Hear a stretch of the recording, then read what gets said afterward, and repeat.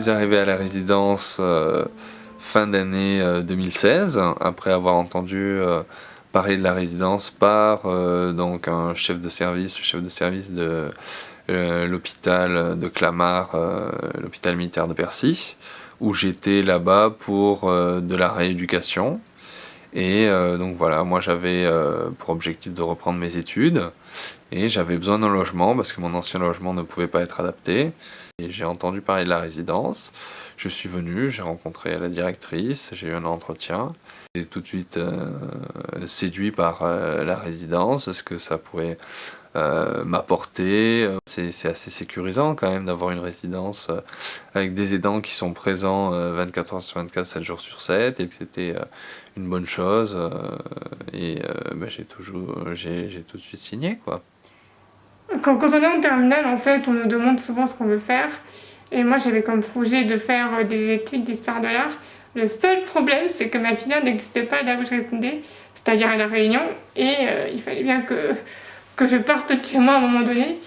Et c'est là que, grâce au MDPH, on a eu la connaissance de cette résidence universitaire. Alors là, ça a été un peu un soulagement parce qu'on se demandait comment on pouvait allier tous mes besoins, c'est-à-dire avoir des auxiliaires de vie, avoir quand même un logement qui était domotisé à mes besoins parce que bon, il fallait que je sois autonome, que la porte je puisse l'ouvrir, que je puisse bénéficier aussi de transport pas loin. Et ça a été le meilleur compromis que j'ai trouvé avec cette résidence à Nanterre, qui est d'ailleurs à 2 minutes de ma fac, du coup c'est très très facile pour moi d'y accéder. Voilà.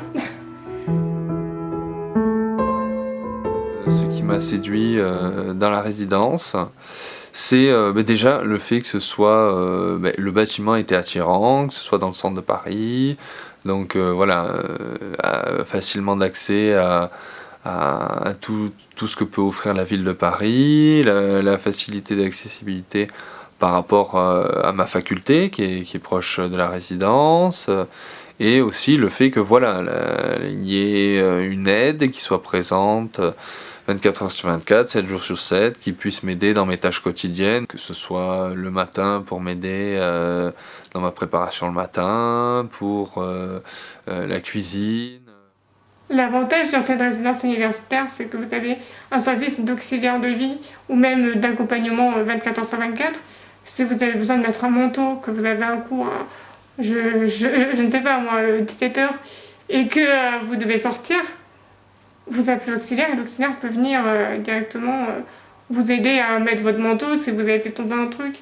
Cette espèce de relationnel aussi qu'on peut lier avec les aidants ici, les différents étudiants aussi. Voilà, c'est une vie en communauté qui est très agréable au quotidien. C'est une sorte de deuxième petite famille où voilà, après un an, on se connaît.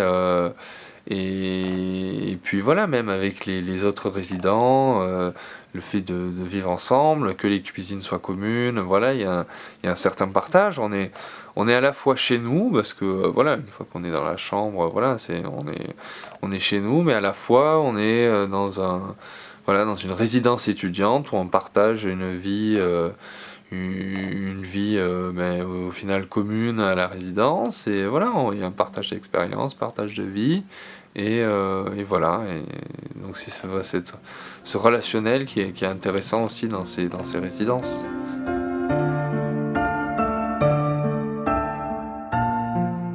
Alors moi j'ai toujours été de l'avis à ce que en fait cette résidence soit un espace tampon entre quand vous quittez chez vos parents et la vie pour plus tard.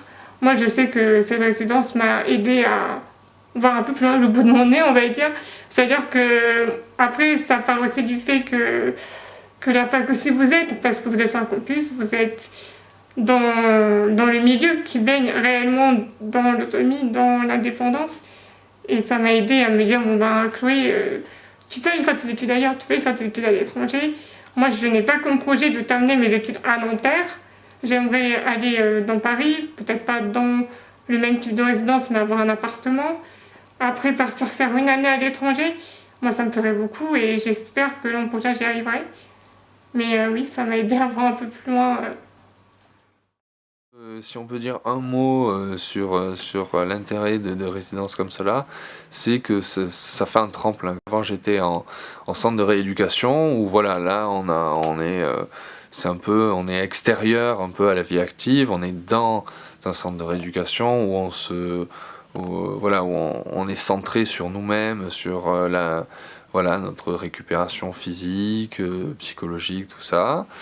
Et ensuite, avant de revenir complètement dans la vie active, on est bien entouré dans une résidence. On a